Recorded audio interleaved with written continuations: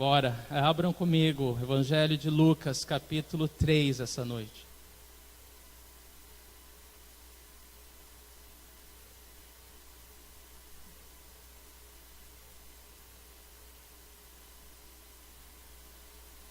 Evangelho de Lucas, capítulo 3, vamos orar. Pai, obrigado, Senhor, porque o Senhor preparou essa noite para que nós nos reuníssemos nesse lugar no Teu nome, Senhor, para adorar ao Senhor. E como é bom render louvores ao nosso Deus, como faz bem, ó Deus, como cabe bem ao Teu povo louvar o Senhor, ó Deus. E nós te adoramos, ó Deus, contemplamos o Senhor na beleza da Tua santidade, pedimos que agora o Senhor manifeste, Deus, a Tua glória para nós através da Tua palavra, Deus. Eu oro que o Senhor trabalhe em nossos corações essa noite, nos quebrante, Senhor. Faça o que for preciso, Senhor, para nos trazer para mais perto do Teu coração, onde nós não vamos, ó Deus, perder as bênçãos que o Senhor conquistou na cruz para nós. Senhor, eu oro que o Teu povo seja despertado do sono, Senhor. Que o Teu Espírito Santo, ó Senhor, venha essa noite nos chacoalhar, se preciso for, para que caia, Deus, tudo aquilo que não é do Senhor e está nas nossas vidas, e que só o que é do Senhor fique, ó Deus, para que a gente possa crescer, ó Deus, na nossa intimidade com o Senhor, e para que a gente possa brilhar a luz de Cristo nesse mundo perdido, Senhor. Esse é o nosso coração, Deus. Então, eis-nos aqui, Senhor. Fala conosco, que os Teus servos ouvem, em nome de Jesus Cristo. Amém. Amém, queridos. Então, o Evangelho de Lucas, capítulo 3. Lucas, nós estamos estudando já há algum tempo o Evangelho de Lucas, e nós chamamos o tema do nosso estudo do Evangelho de Lucas de Jesus, o homem perfeito. E você já deve estar acompanhando o porquê desse tema. Esse Evangelho retrata da humanidade de Jesus, né, mostrando Jesus como o Filho do Homem. E o versículo-chave é Lucas 19:10, que diz: pois o Filho do Homem veio buscar e salvar o que estava perdido. E o que estava perdido, igreja? Nós, né? O homem estava perdido por causa dos seus pecados, e a comunhão com Deus estava perdida. E Jesus veio buscar e salvar nós que estávamos perdidos, e nos trazer de volta a comunhão com o Pai. A semana passada nós aprendemos com o nosso Senhor Jesus através dos seus primeiros anos de vida. Eu peço que você ouça se você perdeu o estudo da semana passada. Nós vimos a infância e a adolescência de Jesus. E essa noite a gente vai aprender do capítulo 3, dos versículos de 1 a 20. E o tema da mensagem de hoje é a fidelidade de João Batista em sua missão. Então nós vamos aprender essa noite com João Batista e a sua fidelidade em sua missão. Vamos olhar um pouquinho o que esse homem, esse profeta usado por Deus fez em sua missão e como nós podemos aprender com ele, com a sua fidelidade e seu serviço ao Senhor. Vamos lá? Lucas capítulo 3, versículo 1 diz o seguinte: no 15º ano do reinado de Tibério César, quando Pôncio Pilatos era governador da Judéia, Herodes, tetrarca da Galileia, seu irmão Filipe, tetrarca da Itureia e Traconites, e Lisânias, tetrarca de Abilene. Lucas, ele começa esse capítulo nos dando uma referência do tempo em que esses eventos aconteceram, e ele usa como referência ao tempo os líderes políticos daquela época. Então ele lista aqui pelo menos 5 governantes. Primeiro ele fala de Tibério César, que era o segundo imperador romano, que veio logo após César Augusto, e ele já estava no seu 15º ano de reinado. Então foi no 15º ano do reinado de Tibério César, o segundo imperador romano, que essas coisas aconteceram. E ele não para aí, ele diz que Pôncio Pilatos, ele era o governador da Judéia, e Herodes, tetrarca da Galileia, seu irmão Filipe, tetrarca da Itureia e Traconites, e Lisânias, tetrarca de Abilene. E esses outros nomes, ele começa a falar das áreas que Jesus esteve vivendo e servindo. Então Lucas, ele traz esse panorama para nós nos localizarmos geograficamente e historicamente. Então esses eram os governantes das áreas onde Jesus viveu e serviu. Algo importante para nós em relação a isso. Quando Lucas ele lista esses nomes, ele não está só dando uma referência de política para nós. Na verdade, ele está falando o seguinte: esses eram tempos dificílimos, eram momentos tristes, para aquela época, porque todos esses governantes, eles eram cruéis, eles eram brutais, eles não temiam a Deus, tá? Se nós pudermos listá-los novamente, Tibério, o imperador, era conhecido por sua crueldade e severidade. Pôncio Pilatos era conhecido por seus brutais massacres ao povo judeu. E os governantes da família de Herodes eram os 3 filhos dele, Herodes, Filipe e Lisânias. Eles eram conhecidos pela sua corrupção e crueldade. Então, eram tempos muito difíceis. E só para você ter como referência, o 15º ano de Tibério César foi entre 25 e 26 depois de Cristo.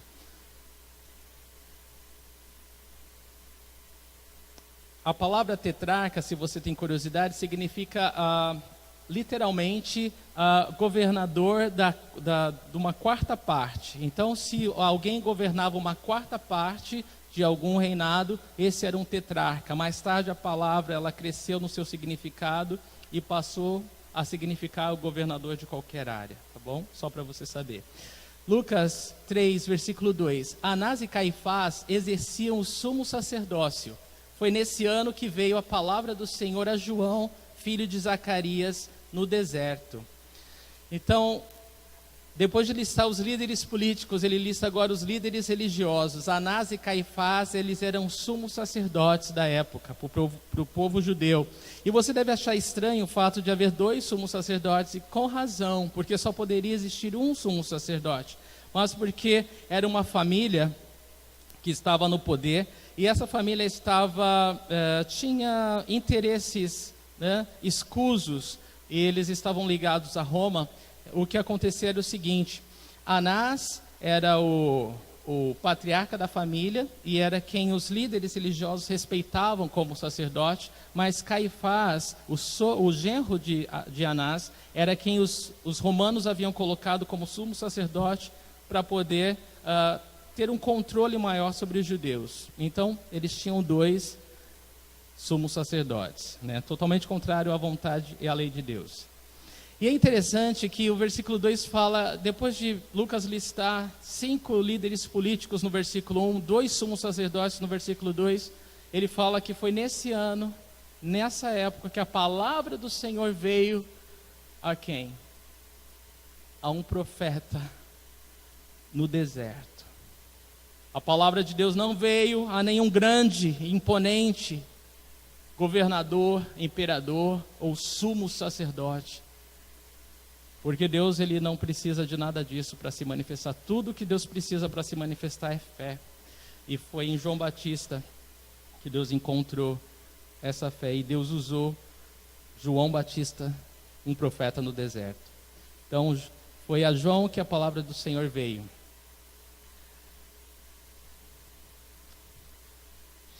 E eu queria falar um pouquinho sobre João Batista. João Batista, ele aparece no tempo certo, quando Lucas dá toda essa referência cronológica.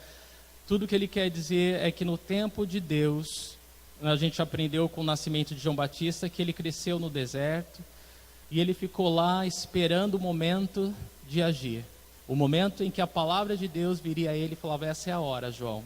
Agora você pode começar o seu ministério, agora você pode começar a sua missão. Aquilo para o que eu te designei. E o tempo de Deus é sempre perfeito. Amém? O tempo de Deus é sempre perfeito. E aí João então passa ele inicia a sua missão de precursor do Messias. E o que é precursor? É aquele que vai à frente, anunciando. Então ele seria esse porta-voz, esse arauto do rei, que iria à frente do Messias falando: olha, preparem o caminho, preparem os corações, o Messias, o ungido de Deus, o Salvador do mundo está chegando. É o tempo do Messias, a hora de Deus. E essa era a mensagem dele. Lucas 3, versículo 3, diz que ele percorreu toda a região próxima do Jordão, pregando um batismo de arrependimento para o perdão dos pecados. Então ele trabalhou ali na área próxima ao Jordão e percorreu toda aquela região, pregando e batizando. E ele pregava um batismo de arrependimento para o perdão dos pecados. Algo interessante sobre João Batista é que ele não era um homem muito comum, né? As suas vestimentas, né? A sua indumentária, ela era um pouco estranha, né? Peles de camelo, e a sua alimentação também era um pouco estranha, né? Ele comia gafanhoto e mel silvestre. Bom, para quem morava no deserto, ele está bem, né? Então, era uma coisa bem diferente, mas tudo isso é uma referência e prática, né? Alguém que ele se assemelhava não só na roupa, mas também no espírito, né, na energia, o profeta Elias. Em 2 Reis, capítulo 1, versículo 8, nos é dito ali que eles responderam: ele vestia roupas de pelos e usava um cinto de couro. O rei concluiu: era o tesbita Elias. Então, João Batista, ele era muito semelhante ao profeta Elias. E você sabe que o profeta Elias, ele... como profeta da parte de Deus, ele falava exatamente o que Deus mandava ele fazer. Ele não negociava, né? Ele não falava o que agradava as pessoas. Ele falava o que as pessoas precisavam ouvir, o que Deus mandava ele falar. E João Batista fez a mesma coisa. Então ele percorreu toda aquela região pregando e batizando. É interessante que séculos antes, toda a nação de Israel havia cruzado o Rio Jordão como um batismo nacional para conquistar a terra prometida. Mas agora Deus estava convocando João para chamar o povo ao arrependimento. Para esse batismo que João estava pregando e que, vamos dizer a verdade, a nação de Israel inteira foi comovida. O ministério de João Batista foi muito bem sucedido. Haviam soldados, haviam pessoas grandes, né, importantes na religião judaica se arrependendo, vindo se batizar. Todo o povo estava realmente na expectativa de que o Messias viria. E agora Deus estava usando João Batista para pregar arrependimento. O povo tinha que se arrepender dos seus pecados e se humilhar através do batismo. Então, aconteceu isso. O povo estava respondendo à mensagem de João e multidões vinham ser batizadas, tá? E a ideia por trás desse perdão que ele fala, a gente vai falar um pouquinho do arrependimento já, mas antes, esse perdão dos pecados, a ideia era a libertação. Sabe quando alguém conhece Jesus Cristo, esse é verdadeiramente livre. É isso que João estava falando. O Messias vem, o Messias, o Salvador, o resgatador, ele vem nos salvar, ele vem nos resgatar, ele vem nos tirar de onde nós não podemos sair. Então ele vem libertar os cativos. É essa a ideia do perdão. O perdão não era só uma isenção da culpa, mas também uma libertação dos grilhões e da escravidão do pecado. O arrependimento sincero, ele traz isso, ele traz essa liberdade em Cristo. Satanás pode mentir para você falando: olha, essa coisa de crente, isso daí, olha, você tem que curtir a sua liberdade. Essa é uma grande mentira que o pai das mentiras prega, o diabo. Porque aquele que conhece Jesus e segue Jesus é quem é verdadeiramente livre. Então, assim, Satanás e o mundo, ele prega uma liberdade que é uma ilusão. São portas que quando você abre, você fica preso. Você pensa: o que tem? Eu vou usufruir da minha liberdade. E você vai abrindo portas que você nunca deveria abrir. Portas que a palavra de Deus fala que nunca deveriam ser abertas. E contudo, atrás da liberdade, você abre essas portas e acaba ficando preso por elas. E é por isso que a palavra de Deus fala: tem caminhos que parecem bons ao homem, mas o final é de morte, não vai por ele. Se a palavra de Deus fala: não abra aquela porta, não vai por aquele caminho, não faça, obedeça. Porque Deus, como um pai, ele quer o melhor para nós. Ele está nos guardando do pior. Deus, ele nunca nos impede do melhor. Pelo contrário, ele nos ama tanto que enviou o próprio Filho. Então, Jesus Cristo é a verdadeira liberdade, amém? Não se iluda, não se iluda, não caia na mentira do diabo de pensar que o que o mundo está vivendo, olha como o mundo curte, nossa, olha como a noite brilha, é tudo ilusão. Eles não conseguem se libertar dessa vida. Na verdade, é uma corrida para preencher um vazio. Na verdade, é uma busca incessante, insatisfatória para preencher um vazio na alma, porque nada consegue. Porque não é uma vez ou uma noite, é uma dependência constante. E você sabe disso. Se você já foi liberto por Jesus, você sabe muito bem do que eu estou falando, não é? Então, era esse o perdão que trazia Era essa liberdade da qual João Batista ele pregava quando ele falava desse batismo. Então a mensagem de João foi um apelo ao arrependimento. E agora eu quero meditar com você sobre arrependimento. Prestem muita atenção nisso. Arrepender-se não é um sentimento. As pessoas pensam que se arrepender é aquele sentimento que a gente sente quando a gente é pego, ou então quando a gente falha, quando a gente peca, quando a gente erra, vem aquela tristeza.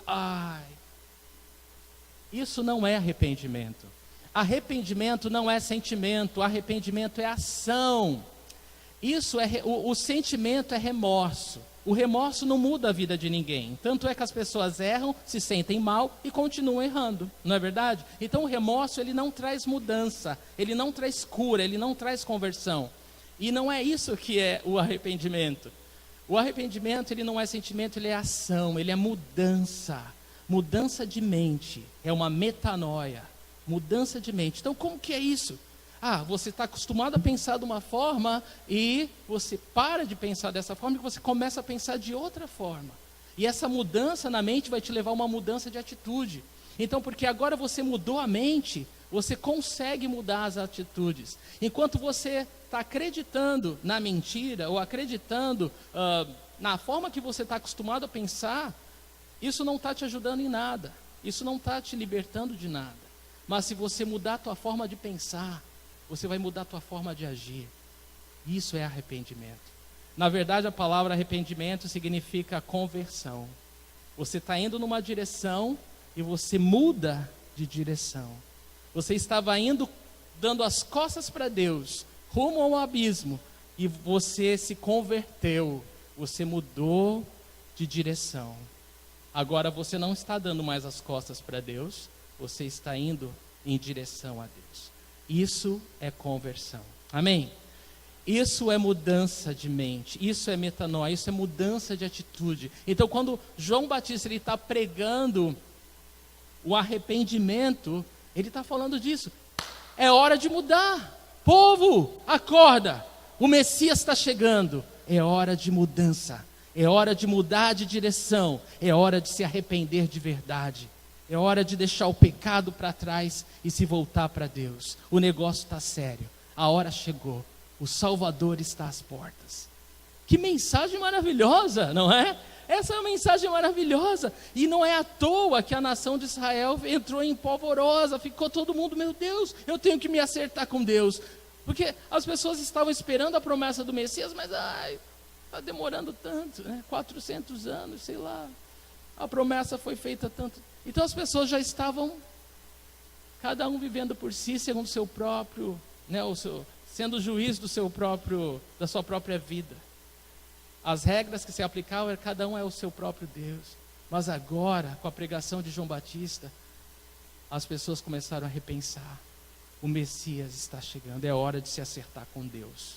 É hora de se acertar com Deus. E o povo começou a se arrepender e a se batizar. E o mais impressionante sobre o batismo é que para um judeu, o batismo ele existia quando um prosélito se convertia ao judaísmo. Um prosélito era um gentil, alguém que não era judeu. Quando essa pessoa se convertia ao judaísmo, essa pessoa tinha que passar por um batismo, e esse batismo para ele significava uma purificação. Bom, você não é parte da aliança de Deus, mas você pela fé quer fazer parte. Então você vai se batizar como uma purificação, né? Deixa esse ranço de gentil para trás e agora você faz parte da aliança do povo de Deus. Então a ideia do batismo era essa, mas só servia para gentil. Um judeu, isso era o orgulho dos judeus, ele era o povo da aliança, o povo da promessa, o povo com quem Deus fez amizade, chamou Abraão de meu amigo. Um povo que veio através de Abraão, Isaac e Jacó, e estavam certos e seguros de que eles e Deus estavam assim, está tudo bem. É muito interessante, a gente vai falar mais um pouquinho disso mais para frente. Mas eu quero que você entenda que agora, para um judeu se submeter ao batismo, era como se ele falasse, eu sou tão ruim quanto um gentil pagão. Isso, para um judeu se batizar, através dessa pregação de João Batista, ele estava declarando, humildade e arrependimento sincero. E isso era um milagre. E no que é que o batismo de João difere do nosso batismo hoje como cristão? Romanos 6, de 3 a 4, nos diz o seguinte: ou vocês não sabem que todos nós que fomos batizados em Cristo Jesus, fomos batizados em sua morte? Portanto, fomos sepultados com ele na morte por meio do batismo, a fim de que, assim como Cristo foi ressuscitado dos mortos mediante a glória do Pai, também nós vivamos uma vida nova. Então, olha só, o nosso batismo nas águas, nós somos batizados em Cristo. Quando João pregava, as pessoas se batizavam porque elas estavam se arrependendo dos seus pecados e dizendo: eu quero me acertar com Deus. Elas não estavam se batizando em Cristo, vocês estão entendendo? Então era uma preparação, era um batismo de arrependimento.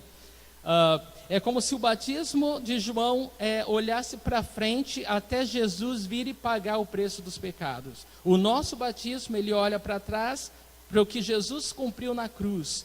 Os nossos pecados foram pagos. Então nós somos batizados na morte de Cristo, quando nós batismo é imersão, né? Batizar é imergir. Então, quando a gente é imergido na água, é uma figura, a gente se assemelha à morte de Jesus, o sepultamento do Senhor. E quando a gente levanta da água, isso daí a gente está se identificando com a ressurreição de Cristo, amém? Então, o nosso batismo, ele se identifica com Cristo na sua morte e ressurreição. Nós morremos para a nossa velha natureza, para o mundo, para a carne, para nascermos para Deus, amém? Então é isso que significa o nosso batismo em Cristo. É um pouco diferente do batismo de João. Em Atos, capítulo 19, de 1 a 5, Paulo ele encontra um grupo de pessoas que estavam esperando ainda o Messias. Eles tinham se batizado no batismo do arrependimento de João, mas eles ainda não tinham ouvido falar sobre o Espírito Santo, que foi o que Jesus prometeu batizar todo que nele crê, tá? Então eu vou ler para você, só para você entender o que eu estou falando. Atos 19, de 1 a 5, disse Paulo: o batismo de João foi um batismo de arrependimento. Ele dizia ao povo que cresce naquele que viria depois dele, isso é, em Jesus. Ouvindo isso, eles foram batizados no nome do Senhor Jesus, amém? Então eu digo, se você foi batizado em nome do Senhor Jesus, muito legal. Se você não foi, você crê em Jesus, você precisa ser. É muito legal se identificar na morte de Cristo, porque Ele se identificou conosco, assumindo a forma humana e morrendo, né, por nós naquela cruz. Ele se identificou com os pecadores e nós nos identificamos com o nosso Senhor em sua morte e ressurreição através do batismo. Amém? Versículo 4. Como está escrito no livro das palavras de Isaías o profeta: voz do que clama no deserto, preparem um caminho para o Senhor, façam veredas retas para Ele. Então essa referência que Lucas ele usa no versículo 4, ele pega lá de Isaías 40, versículos 3 e 5. Você pode anotar e ler mais tarde em casa. E Zacarias, o pai de João Batista, quando ele é cheio do Espírito Santo, ele louva a Deus, ele fala, ele repete as mesmas palavras de Isaías 40, de 3 a 5, lá no capítulo 1 de Lucas, nos versículos 76 e 77. Ou seja, João Batista, ele sabia que essa profecia feita pelo profeta Isaías há tantos anos atrás era em relação a ele, a sua vida e o seu ministério. A sua missão havia sido profetizada há muitos anos por um profeta de Deus, e agora chegou a hora dele cumprir o que foi profetizado sobre ele.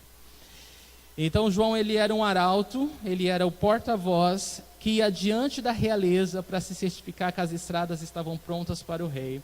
Então, antigamente, quando um rei saía de viagem, ele mandava um arauto, o seu homem de confiança à sua frente. Para quê? Ele ia ver se as estradas onde o rei passaria estavam asfaltadas, estavam limpas, sem pedra, sem pedregulho, sem buraco, porque o rei ele precisava chegar no seu destino. Então o arauto ele se encarregava dessa missão, ele ia preparar o caminho por onde o rei passaria. Então João Batista ele tem essa missão, ele veio preparar o caminho para a chegada do Messias. E espiritualmente falando, a nação de Israel ela estava vivendo um deserto, um caos. de descrença, de incredulidade, de paganismo, de farisaísmo, né? E quando a gente fala isso, a gente está falando do homem buscar a sua própria justiça para se acertar com Deus, e estava tudo distorcido, estava tudo caótico, né? Muita hipocrisia, né? 2 sumos sacerdotes, muito legalismo, as pessoas estavam cada vez mais longe de Deus, ao invés de mais próximas de Deus. Então era importante que João Batista viesse à frente e pudesse pregar para acertar os corações das pessoas, para elas receberem Jesus. E as pessoas, como hoje, elas precisavam desesperadamente de ouvir a voz de Deus, né? Por 400 anos Deus não falava, né, ao povo, o povo não ouvia a voz de Deus, e agora, através de João Batista, Deus estava se fazendo ouvido novamente, e o povo reagiu com fé. E essa era uma missão maravilhosa que João Batista tinha, ir adiante do Messias. E ele repreendeu os pecados e anunciou a salvação de Deus. E é muito importante isso aqui, gente, porque sem convicção não existe arrependimento. Você sabe o que é convicção? Convicção é quando a gente ouve, olha, isso é errado, isso é pecado, e a gente faz, é verdade, eu concordo. A gente confessa o nosso pecado. Isso é concordar com Deus. Quando você confessa o pecado, você diz, Deus está certo e eu estou errado. É diferente do que você fingir que não está ouvindo e você cobrir o seu pecado. É como se tivesse uma ferida aberta, purulenta, que precisa de cura, que precisa de remédio, e você impedisse de ser curada, quando você não confessa o seu pecado. Então, mas quando a gente é convicto pelo Espírito Santo de Deus, realmente isso daqui não tem nada a ver mais comigo, isso não tem nada a ver com Deus, eu concordo, eu confesso. E quando você confessa, você diz que Deus está certo e você está errado, você se coloca em humildade numa posição para receber perdão e restauração da parte de Deus. Isso é poderoso, amém? Isso é muito poderoso, quando a gente tem convicção e se arrepende. A palavra de Deus fala que aquele que confessa seu pecado e o deixa, alcança misericórdia. Exatamente. Aquele que confessa seu pecado e o deixa, alcança misericórdia. Isso é poderoso demais. E convicção é diferente de condenação, porque o diabo, ele te leva ao pecado, né? Ele não faz você pecar, você escolhe pecar, mas ele te tenta. Você peca e depois você tem um sentimento de condenação. Isso é diabólico, né? O sentimento de condenação faz você querer fugir de Deus. Eu sou tão ruim, tão feio, tão horrível que eu tenho que estar longe de Deus. Isso é condenação. Isso não vem de Deus. Deus não quer. Para isso Jesus, ele foi condenado no seu lugar.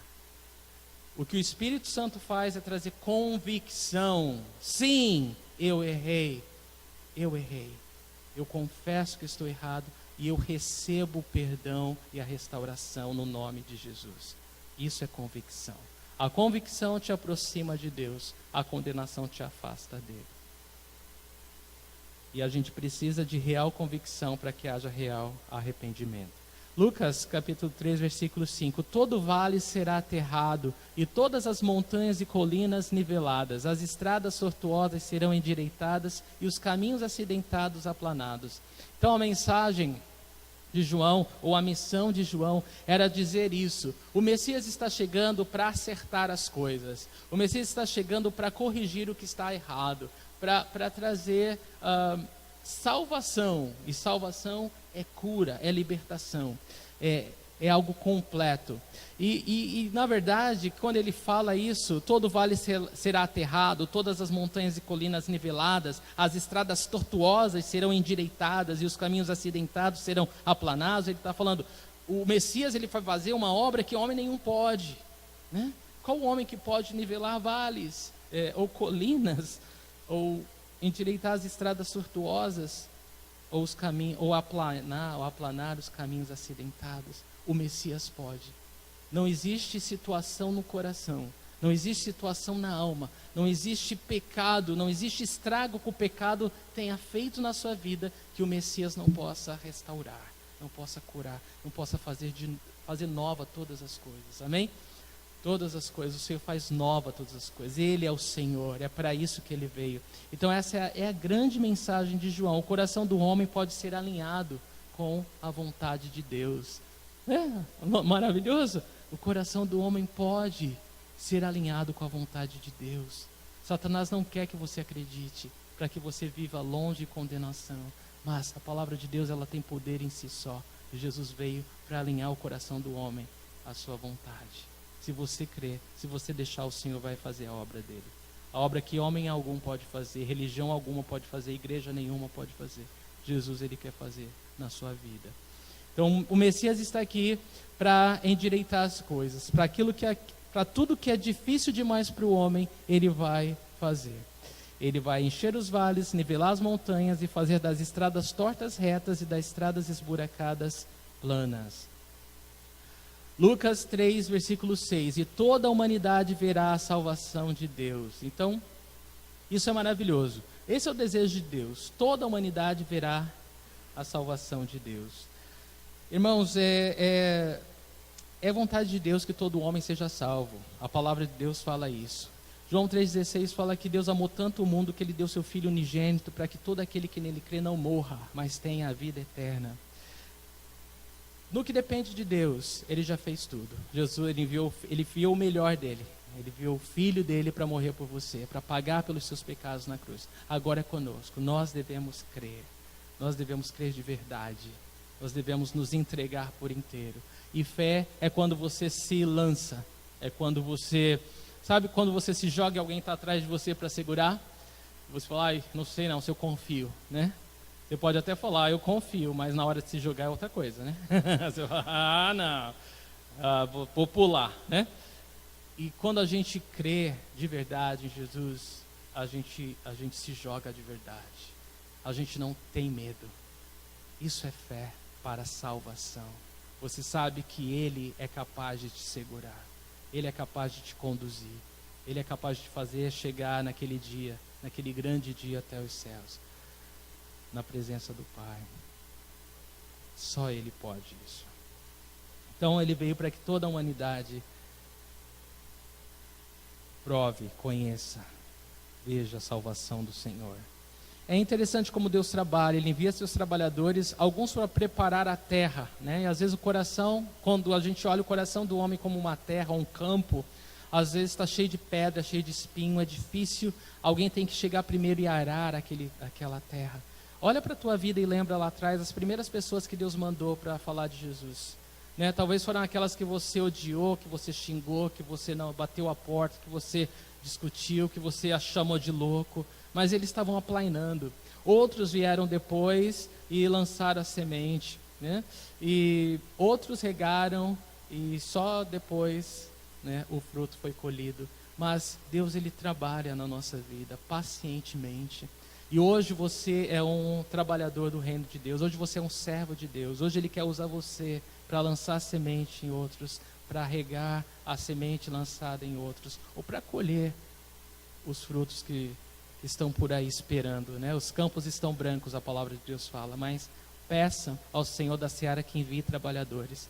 Irmãos, é incrível, mas você não precisa ir muito longe. Você começa a sentar em qualquer lugar e falar, nossa, a situação está difícil, né? Mas graças a Deus, pela esperança que a gente tem em Jesus, a pessoa ela já quer te ouvir.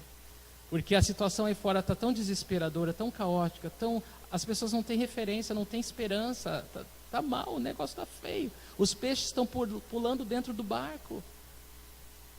Você simplesmente precisa só falar, eu posso orar com você, Jesus ama você, e a pessoa se agarra com tudo que tem naquilo. Então hoje nós somos os trabalhadores que Deus conta, que Deus espera usar, que Deus espera enviar para a sua seara. Amém? Interessante que João Batista ele preparou os corações para a primeira vinda do Messias, e nós hoje podemos preparar os corações para a volta do Messias. Isso é tremendo, né? Isso é maravilhoso. Olha que a missão de João Batista é a nossa missão hoje. Lucas 3:7 diz: João dizia às multidões que saíam para serem batizadas por ele, raça de víboras, quem lhes deu a ideia de fugir da ira que se aproxima? Nossa, vejam que o homem que o Senhor, né, que o Messias tinha para ir à frente dele não era o mais polido, né, não era o mais, né, o que tinha as palavras, né, mais polidas, mais agradáveis, mas era assim que Deus queria fazer. Sabe por quê, gente? Olha que, não, vamos lá, vamos ser sinceros. Ninguém que começa um sermão com raça de víboras não está sendo muito popular, né? Ele não está querendo popularidade nenhuma, né? Ele não está querendo que falem dele, nossa, aquele cara assim é o melhor pregador. Com certeza ele não quer isso. Ele não estava interessado nisso. Raça de víboras. E ele fala, quem lhes deu a ideia de fugir da ira que se aproxima? Ele está falando de ira, eu coloquei de vermelho porque ira significa julgamento, significa Deus, ele vai julgar o pecado do mundo, o pecado da humanidade. O Messias está aí. Então ele estava falando, raça de víboras, quem deu a ideia para vocês de fugir desse julgamento? Da onde por que vocês estão querendo fugir desse julgamento? João, ele usa palavras duras para confrontar a atitude das pessoas. Porque era muito fácil a pessoa pensar, é só se batizar e tá tudo certo, eu vou aí, deixa eu dar um mergulho. Aí todo mundo já estava, imagina aquela fila, né, todo mundo com seu calção de banho, pronto para dar um mergulho no Jordão. Por quê? Porque eu quero fugir da ira vindoura, porque eu não quero o fogo do inferno. Então era isso que João estava falando. Ei, escutem, vocês têm que fazer isso com o coração certo. E João estava confrontando o coração deles. E isso é importante para a gente hoje, igreja, porque hoje parece que você fala de Jesus, todo mundo quer Jesus, quem quer Jesus? A multidão quer Jesus. E é incrível que você fala de Jesus, todo mundo é crente. Eu fico imaginando por que o Brasil não é mais santo, né? Porque todo mundo conhece Jesus. Todo mundo conhece Jesus, todo mundo segue Jesus, todo mundo ama Jesus. Nossa, a gente deveria ser assim, o céu na terra. Mas está longe disso. Por quê? Porque o coração está longe. A boca fala, mas o coração está distante. Então João, ele estava confrontando. Ei, raça de víboras, quem deu a ideia para vocês que vocês vão conseguir escapar do fogo? Se vocês não tiverem o coração certo, não adianta nada. Esse batismo aí vai ser só para se molhar. E a gente olha hoje, a gente vê igrejas lotadas. Gente, não se deixe enganar, de Deus não se zomba, a palavra de Deus fala. De Deus não se zomba. Se o coração do homem não estiver convertido ao Senhor, pouco importa se chamar evangélico, pouco importa frequentar uma igreja, pouco importa ter uma Bíblia, pouco importa tudo que você faz. Não adianta nada. Vai ser um tibum no Jordão e acabou. Então João, ele estava confrontando os corações e falou, vocês têm que prestar atenção no que vocês estão fazendo. O coração de vocês tem que estar certo com o coração de Deus. Não se deixe enganar, porque de Deus não se zomba. Então, nós precisamos aprender com João. Nós precisamos aprender a confrontar os corações e não permitir que as pessoas se enganem. Porque um dia elas vão se deparar com a verdade. E aí vai ser tarde demais. Não adianta a gente ter uma palavra doce, agradável, boazinha, ou querer ser mais bonzinho do que Deus. Está todo lindo, está todo mundo indo para o céu. Todos os caminhos levam ao céu. Não é verdade isso. Se a gente não for verdadeiro, a gente está sendo hipócrita. A gente não está ajudando ninguém com a nossa hipocrisia. João, ele não estava interessado em pregar o que as pessoas queriam ouvir, mas o que elas precisavam ouvir. Ele não era o mais diplomático, ou o homem mais dentro da moda. Ele não tinha um terno de R$6.000 e um corte de cabelo de R$600. Não. Ele não era a figura mais bonitinha. Ele não tinha as palavras mais bonitinhas. Mas ele foi como uma flecha que acerta o alvo. E é isso que Deus quer da gente. Deus, ele não está nem um pouco preocupado com a nossa aparência. Deus não está nem um pouco preocupado com nada, mas com o nosso coração. O homem olha a aparência, mas Deus, ele olha o coração. E é com isso que a gente tem que se preocupar, meu irmão. Como é que está o meu coração hoje? Meu coração está alinhado com Deus? Eu quero realmente Deus na minha vida? Ou eu só quero, sei lá, um oba-oba, as bênçãos que Deus pode dar. Será que é isso? Será que não é hora da gente olhar o nosso coração e falar, peraí, eu só quero as bênçãos que Deus pode dar ou eu quero uma vida com Deus? Porque uma hora a gente tem que se acertar. Uma hora a gente tem que alinhar o nosso coração com Deus. E que seja agora, né? Que hoje seja o dia dos nossos corações serem alinhados com o coração de Deus. E é interessante como Deus tem uma quedinha de usar as pessoas mais estranhas, né? Para fazer a obra dele, né? É incrível, é incrível. Bom, então é muito importante ser duro para a gente salvar o homem das suas manipulações e da sua hipocrisia. Ele precisa ser verdadeiro, só isso. Conhecereis a verdade, e a verdade os libertará. Meias palavras, meia mentira, meia verdade é uma mentira completa, né? Lucas 3:8, deem frutos que mostrem o arrependimento e não comecem a dizer a si mesmos, Abraão é nosso pai, pois eu lhes digo que dessas pedras Deus pode fazer surgir filhos a Abraão. Por que João então fala isso? Olha só, ele já, raça de víboras, quem ensinou vocês a fugir da ira que vem? Deem frutos que mostrem arrependimento. A Bíblia fala que os frutos eles revelam o quê? Qual é a árvore, né? Você pega uma maçã, você sabe que a árvore é uma macieira. Você pega uma laranja, a árvore é uma laranjeira. Então o fruto revela a árvore. João está falando, ei, é hora de dar fruto que mostre um arrependimento verdadeiro. Porque não adianta a gente falar, eu sou de Jesus, mas o fruto que eu estou dando não é um fruto que foi gerado a partir de um arrependimento. E João está falando a verdade. Ele fala assim, se não está certo, se acerta. E é isso hoje. A gente vai olhar. A gente tem que ser sincero com a gente, com Deus. Não está certo, não está alinhado, então vamos alinhar. Pronto. É simples. E ele diz, olha, não comecem a dizer de si mesmo, Abraão é nosso pai. Você tem que entender que para um judeu, o judeu, ele achava assim, ó, gentil é tudo palha para o inferno, né? É palha para o fogo do inferno durar a eternidade. Tudo, né? Tem bastante lenha para o fogo do inferno. Era assim que ele via. Porque ele é o povo da aliança, ele vem de Abraão, Isaac e Jacó, eles fizeram os patriarcas, e Deus tinha a aliança, e as promessas, e a Torá, e tudo isso. Então, para ele, era amplamente divulgado que é impossível um judeu ir para o inferno. É impossível um judeu não ser salvo. E eles acreditavam nisso. Eles acreditavam nisso. Eles se gabavam que o pai deles era Abraão. A gente vem de Abraão. Nós somos filhos de Abraão. A nossa descendência vem de Abraão. Vocês não. Nós sim. Então eles se gabavam que eles estavam em descendência de Abraão, eles estão seguros, né? E o que João fala para eles? Deus, pois eu lhes digo que destas pedras Deus pode fazer surgir filhos a Abraão. João está falando, olha, cai na real e acorda.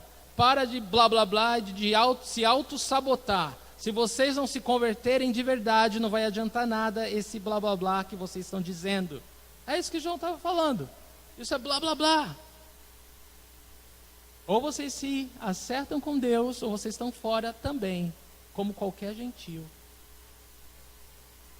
Porque até uma pedra, Deus tem poder para fazer um filho. Deus pode fazer de uma pedra fazer um filho. Lembra quando Jesus ele corrigiu os discípulos, quando ele mandou os 70 de 2 em 2, eles voltaram falando, olha, a gente viu Satanás cair do céu como um relâmpago, né? O surdo estava vendo, o paralítico andando, os endemoniados, né, foram libertos, e eles estavam todos empolgados. Jesus falou, olha, alegrem-se antes, porque o nome de vocês está escrito no livro da vida. Então tem que se empolgar, porque Deus está usando você. Se alegra antes porque você recebeu da graça e da salvação de Deus. Não se empolga tanto. Não acha que isso é mérito seu. Reconheça, né? Sabe, baixa a bola um pouquinho, né? Dê toda a glória a Deus. Era isso que ele estava falando. Então, João, ele baixou um pouquinho a bola dos judeus aqui e falou, olha, até de uma pedra Deus pode fazer surgir um filho, tá? Então acerta teu coração com Deus, que isso é o mais importante. E eu penso que hoje para nós isso é muito, muito aplicável. Por quê? Porque não é um título que Deus dá. Porque às vezes a pessoa pensa, não, eu vou para a igreja, eu dou o dízimo, eu tomo a ceia, eu estou salvo. Ah, é assim? É um ato religioso que salva a gente? Nossa, então a salvação não é mais pela graça. É por obras, então? É isso, exatamente isso que João está falando para eles aí. Acorda. Não é por aí. Não é por aí. Não é nada que a gente faça que pode nos garantir salvação, mas é alinhar o nosso coração com o coração de Deus, e isso é crendo em Jesus Cristo como Senhor e Salvador da nossa vida. Só assim. É só dessa forma que a gente pode se tornar filho de Deus.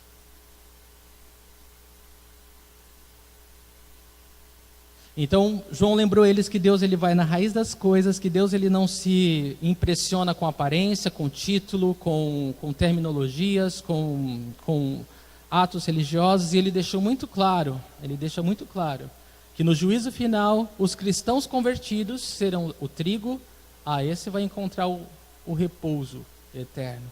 Mas os cristãos nominais, que é o joio que está no meio do trigo, que parece trigo, mas não é trigo, será queimado no fogo que nunca se apaga.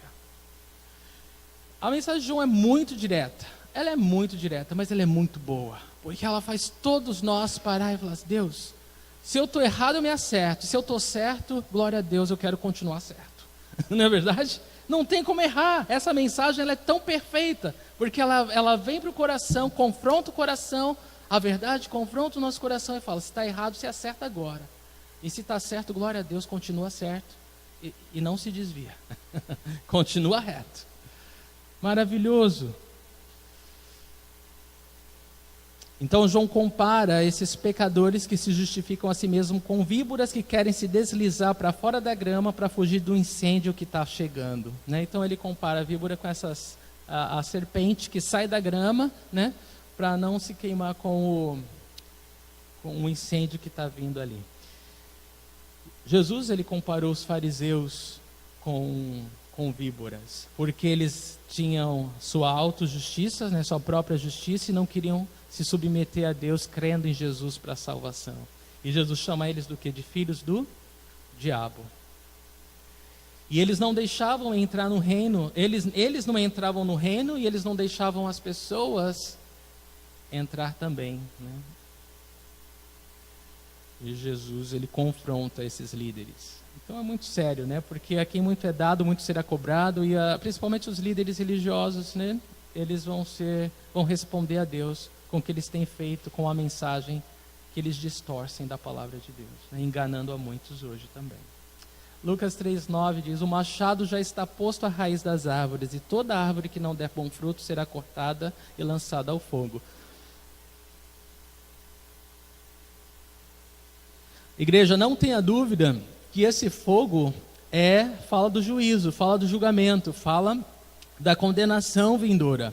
E quando ele diz, olha, o machado já está posto à raiz das árvores, e toda árvore que não der bom fruto vai ser cortada. É como ele está alertando o povo, o julgamento está às portas, é real, isso vai acontecer. As nossas obras, mesmo como cristãos, elas vão ser todas julgadas e passarão pelo fogo. A que for consumida não vai trazer recompensa, mas a que passar pelo fogo vai trazer recompensa. Isso fala das motivações do nosso coração, porque mais do que fazer a coisa certa é fazer com o coração certo. Isso tudo Deus vê, isso tudo será julgado.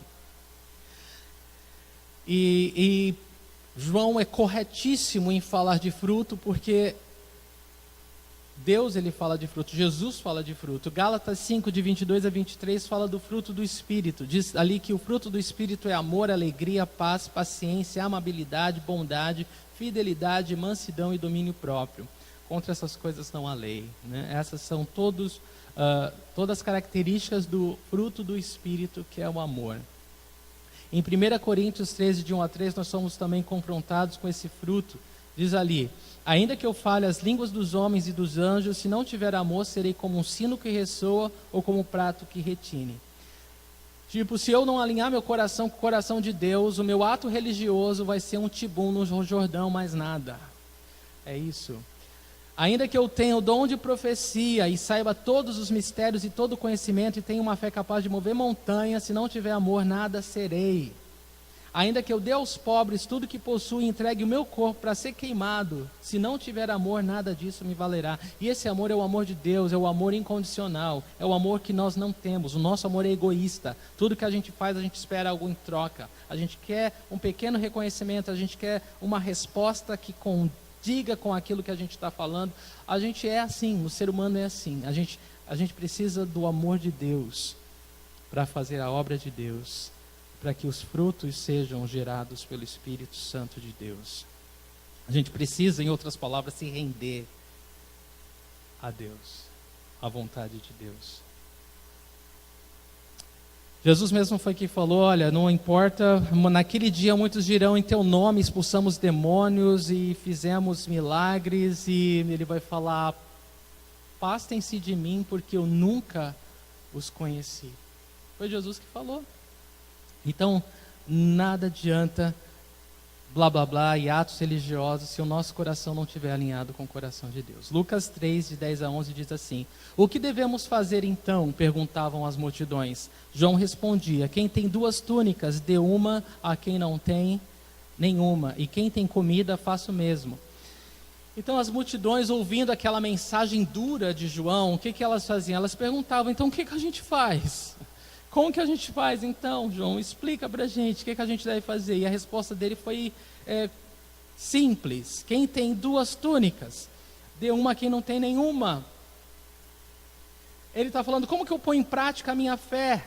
É isso que João está falando. Como que a gente pode traduzir em miúdos essa salvação? Como a gente pode traduzir em miúdos que o meu coração está alinhado com o coração de Deus? Bom, é fácil, João está falando.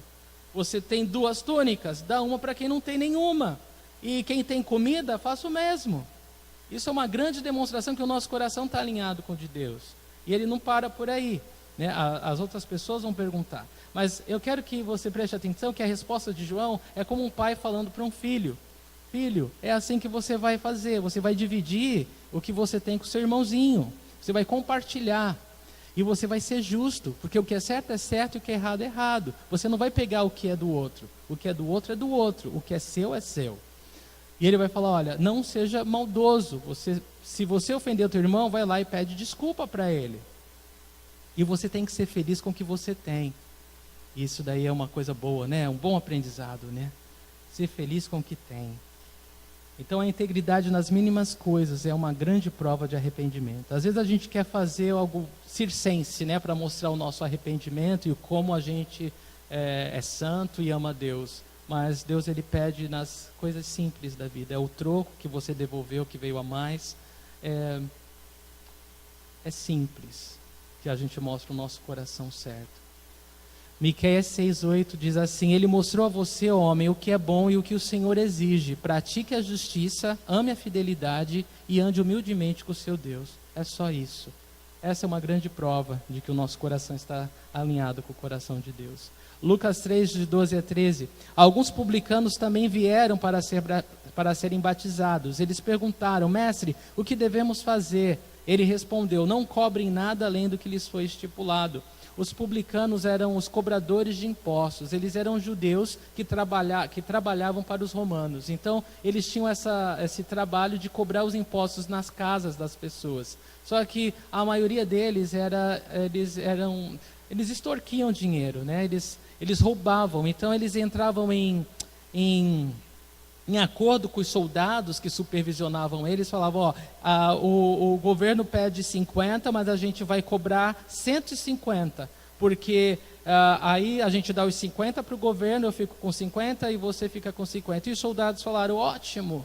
Então, eles faziam isso. Eles iam e eles eram odiados pelos judeus, os publicanos, ou cobradores de impostos. Eles eram odiados, porque eles eram considerados traidores do seu próprio povo. E é incrível que os publicanos estavam lá querendo se acertar com Deus, né? Eles, João, a gente também quer se acertar com Deus, o que a gente faz? E ele fala, não cobrem nada além do que lhes foi estipulado. É isso. Então, é isso que eu tenho que fazer? É isso que você tem que fazer. Para de roubar e cobra só o que é justo. É muito engraçado, porque parece tão simples, né? Mas é tão importante, porque eles estavam sendo sinceros, eles não sabiam o que fazer. Aí vem uma outra turma, Lucas 3,14. Então alguns soldados lhe perguntaram: e nós, o que devemos fazer? Ele respondeu: não pratiquem extorsão, nem acusem ninguém falsamente, contentem-se com o seu salário. Olha que tremendo. Então ele corrige, ele ensina os soldados o que eles deviam fazer. Imagina, até soldados estavam se convertendo ali, estavam querendo se acertar com Deus. Não tenha dúvida, o ministério de João Batista foi muito bem sucedido, foi um milagre, um avivamento que estava acontecendo ali, tá? As pessoas realmente estavam na expectativa de que o Messias estava chegando e elas queriam se acertar com Deus. Então ele fala para os judeus, para os soldados, não extorquir ninguém, não tirar, né, dinheiro das pessoas, nem acusar ninguém falsamente, né, e se contentar com o salário que eles têm. Né, tremendo, né? É interessante parar para pensar nisso, porque a gente está sempre querendo ganhar mais, né? Mas a gente não considera todas as vezes que a gente quer ganhar mais, se a gente está administrando o que tem bem, né? A gente sempre quer mais, mas a gente não para pensar, mas será que o que Deus está provendo não é suficiente se eu souber administrar? E a gente dificilmente tenta administrar melhor a nossa renda, né? A gente está sempre de olho no mais. Então, essa palavra que João dá para os soldados, eu acho tremenda. Ele fala: esteja contente com o que você tem. E quem sabe, depois de você estar contente com o que tem, saber administrar o que tem, o Senhor pode prover mais. Mas é claro que ele está falando para eles não roubarem, né? Para estarem contentes com o que tem, sem tirar do que é do outro. Versículo 15 fala: o povo estava em grande expectativa, questionando em seu coração se acaso João não seria o Cristo. Então, com todo esse alvoroço que estava acontecendo, todas essas pessoas, soldados, cobradores de impostos, multidões, até líderes religiosos estavam vindo se batizar no Jordão. As pessoas começaram a se questionar: será que não é esse o Messias? Olha a resposta, né? A pregação dele. É um sucesso. Tem uma multidão aí. Esse deve ser o Messias. Eles começaram a pensar. Mas qual foi a reação de João ao ouvir isso, né? Isso é o tremendo. João, ele não aceitou aquela tentação, né? Ele foi humilde e ele reconheceu que o Messias é maior que ele. E por mais impressionado que as pessoas estavam com aquela multidão se batizando, ele falou: o batismo que ele vai trazer é maior do que o meu. Tremendo, né? Humilde a palavra de João. João foi quem disse: ele deve crescer e eu diminuir. Não é? A gente aprende com João Batista. No versículo 16 é dito: João respondeu a todos: eu os batizo com água, mas virá alguém mais poderoso do que eu, tanto que não sou digno nem de desamarrar as correias das suas sandálias. Ele os batizará com o Espírito Santo e com fogo. Então a resposta de João à multidão é assim: olha, eu não sou o Cristo. Eu sou o amigo do noivo. O noivo é Cristo. A alegria do amigo do noivo é apresentar as pessoas ao noivo. Essa era a alegria dele, era falar do noivo, anunciar quem o noivo é para as pessoas. Mas ele não era o noivo. E ele fala: olha, eu os batizo com água, mas virá alguém mais poderoso do que eu. E quando ele fala tanto que não sou digno de desamarrar as correias da sandália, é porque na época os rabinos falavam que qualquer dos seus discípulos, que eram aprendizes dos rabinos, né, dos judeus, eles podiam pedir qualquer coisa para esses alunos, para esses discípulos, menos que eles desatassem as correias das suas sandálias, porque isso seria humilhante. Então, um rabino, um mestre, ele poderia pedir qualquer coisa para os seus discípulos, menos que eles desatassem as correias da sua sandália.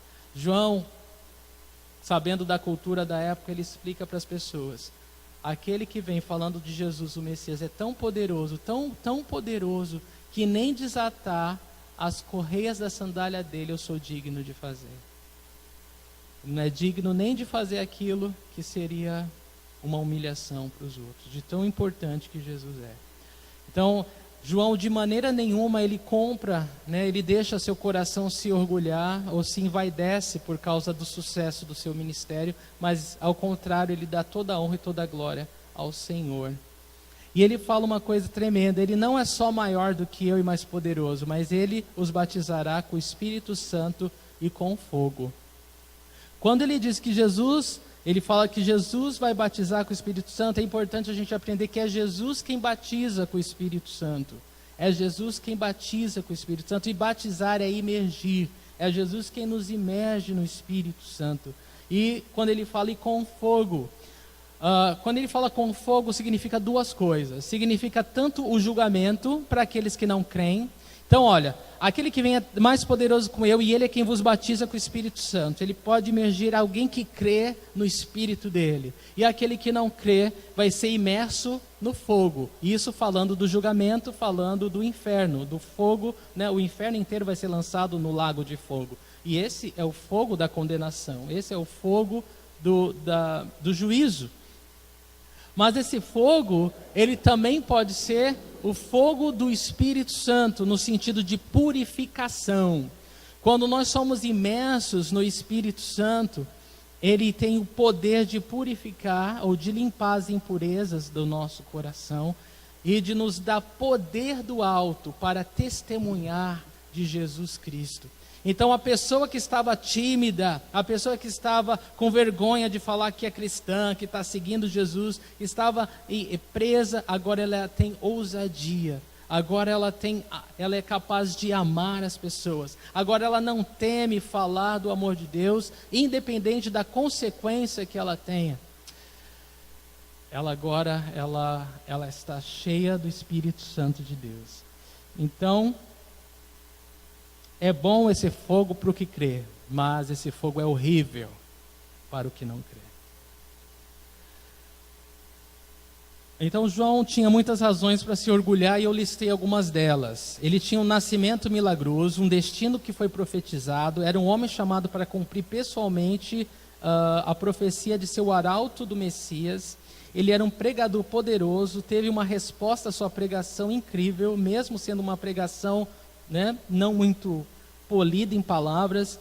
Era um homem com muitos seguidores. Ele tinha muitos seguidores. Ele tinha tudo para se orgulhar, e contudo ele escolheu não fazer. João era rigoroso e humilde, uma combinação muito rara de se encontrar. E ele fala sobre o batismo de Jesus. Eu vou fazer o seguinte: eu queria falar mais sobre os batismos. A Bíblia fala do batismo no Espírito Santo, o batismo no corpo de Cristo, o batismo com fogo, o batismo no sofrimento. E eu não tenho tempo para falar de todos os batismos hoje, mas quinta-feira vocês venham para a comunhão, vai ser aqui na igreja, a gente vai falar sobre os batismos que a palavra de Deus nos fala, tá bom? E a gente vai seguir aqui. Versículo 17: ele traz a pá em sua mão, a fim de limpar sua eira e juntar o trigo em seu celeiro, mas queimará a palha com fogo que nunca se apaga. Olha só. Então ele falando do Messias, esse homem poderoso que batiza no Espírito Santo e com fogo. Ele traz a pá na mão, e essa pá é para quê? É para limpar e tirar a palha do meio do trigo. E o que ele vai fazer com essa palha? Ele vai jogar no fogo que nunca se apaga. Então, falando de que Jesus é aquele que vem dividir, é aquele que vem tirar o joio do meio do trigo. Ele tem esse poder único de julgar com retidão cada pessoa.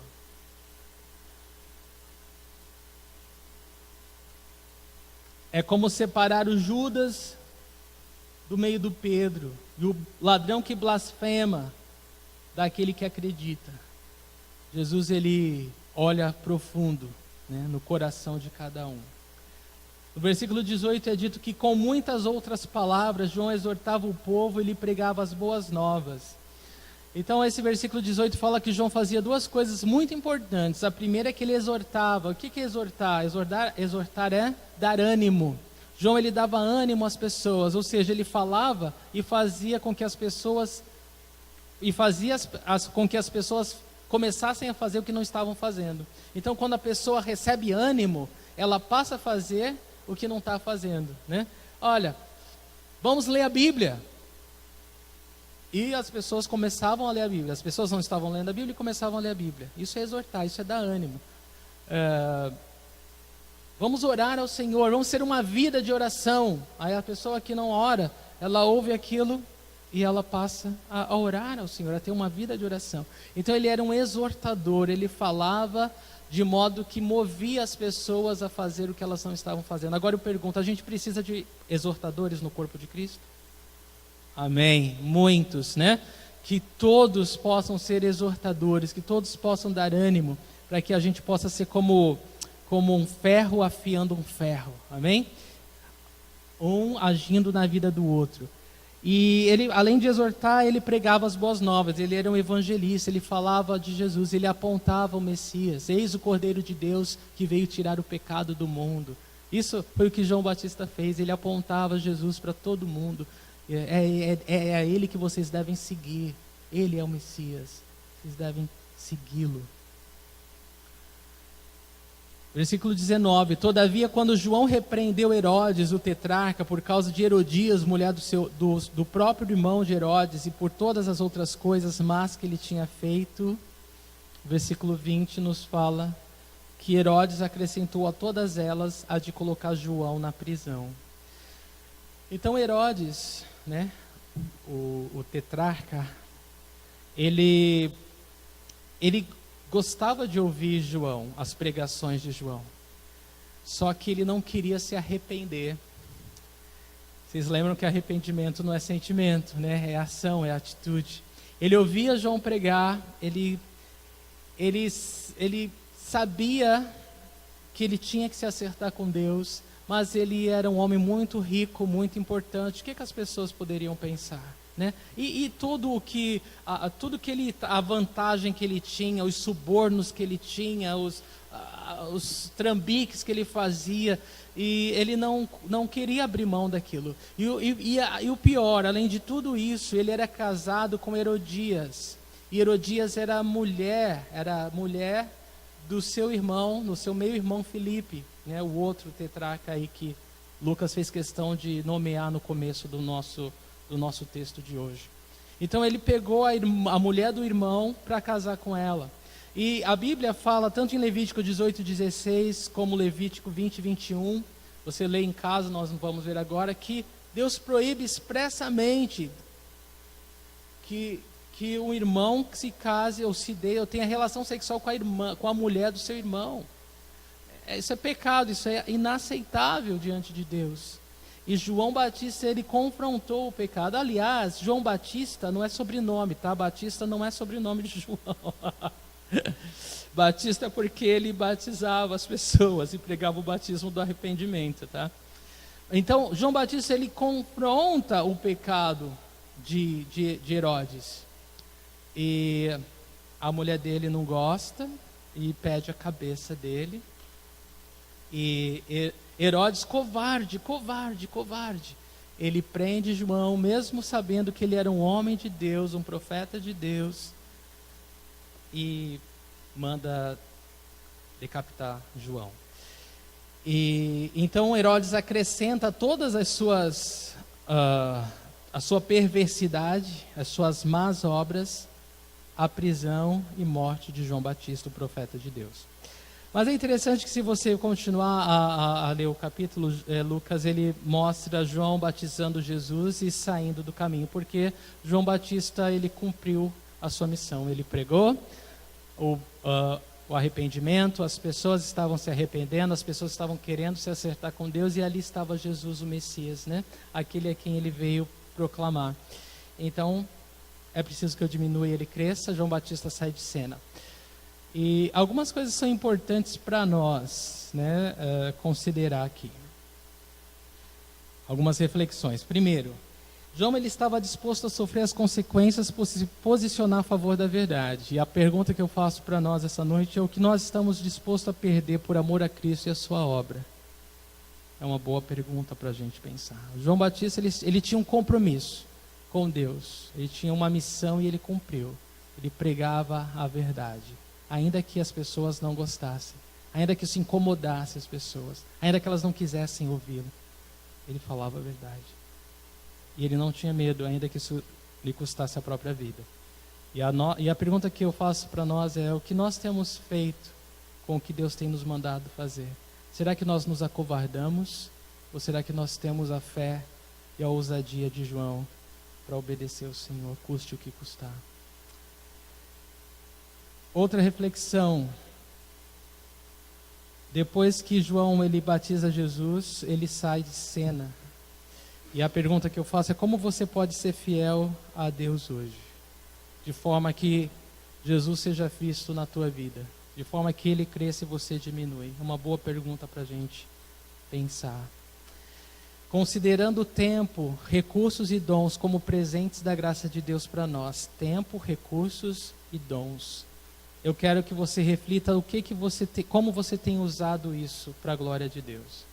Tempo, recursos e dons. O tempo, os recursos que Deus tem te dado e os dons que Ele tem te dado. Tudo que Ele tem te dado é para você servir a Ele.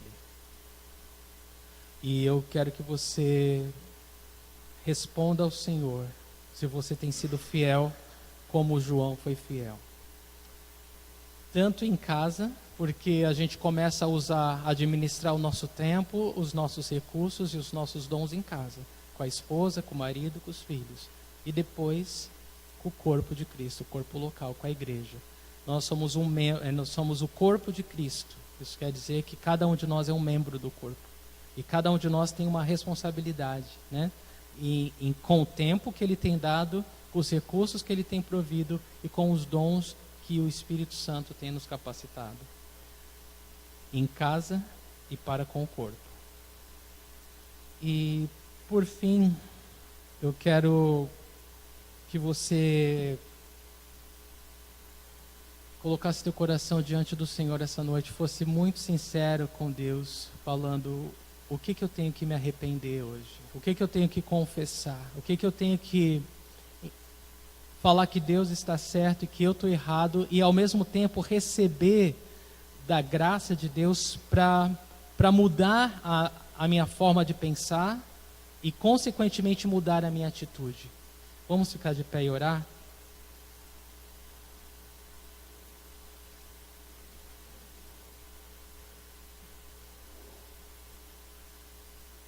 Senhor, eu te louvo e te agradeço pela tua palavra, Senhor. Eu te agradeço por cada vida aqui presente, Senhor. Eu te louvo pela tua palavra que é como um machado que miúça a penha, a rocha, a pedra, Senhor. E eu oro que o nosso coração seja essa pedra que está sendo quebrada essa noite, Senhor. Eu oro, Deus, que o Senhor encontre em nós, Senhor Deus, pessoas sinceras, ó Deus, que estão dispostas a se acertar contigo. Ó Deus, pessoas que reconhecem que são pecadoras e são grandemente necessitadas, Senhor, do teu poder agindo em nós. Eu oro por isso, Deus. Eu oro que o teu poder venha sobre nós essa noite. Que o teu Espírito Santo, Senhor, venha sobre a tua igreja essa noite. Senhor, eu oro por aqueles que ainda não foram cheios do teu Espírito, Senhor.